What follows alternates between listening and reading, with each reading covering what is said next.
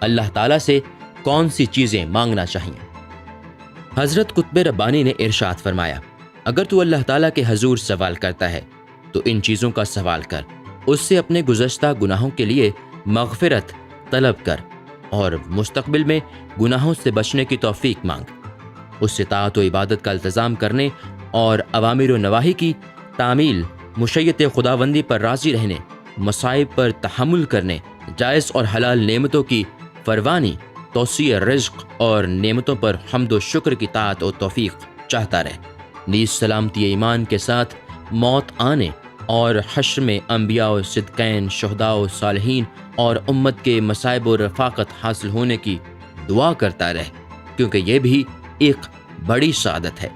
نیز جو چیزیں مذہبی اور شرعی طور پر تیرے لیے حرام و ناجائز قرار دے دی گئی ہیں وہ ہرگز نہ کر اور نہ ان کا متلاشی ہو، بس اپنے معاملات اور مصالح سراسر اللہ تعالیٰ کے سپرد کر دے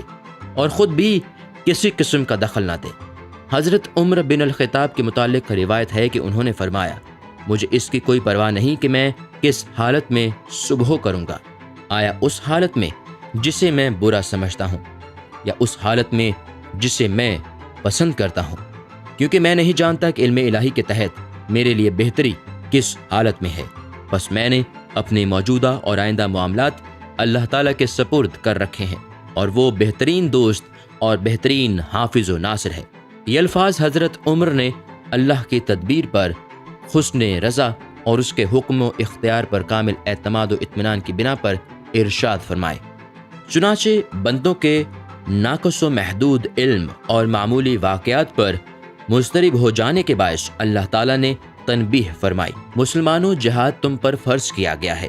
حالانکہ وہ تمہیں عافیت پسندی اور راحت طلبی کے باعث مکر و ناگوارا گزرتا ہے۔ عین ممکن ہے کہ جس چیز کو تم برا سمجھ کر اس سے گریز کرتے ہو وہ تمہارے لیے مفید اور نفع بخش ہو، اور عین ممکن ہے کہ جس چیز کو تم اپنے لیے مفید سمجھتے ہو وہ حقیقتاً تمہارے لیے مضر اور تباہ کن ہو۔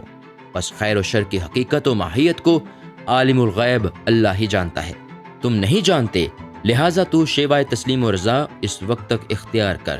جب تک نفس امارہ کی الجھنوں سے آزاد ہو جائے اور رضائے الہی کو اپنا شعار بنا لے، پھر تیری ذاتی خواہشات اور ذاتی ارادے محو ہو جائیں گے اور تمام کائنات سے تیرا قلبی تعلق ہو کر اس میں رب واحد کے سوا کوئی چیز اور باقی نہیں رہے گی۔ یہی مقام توحید ہے جہاں تیرا دل اللہ کی محبت سے معمور و سرشار ہو جائے گا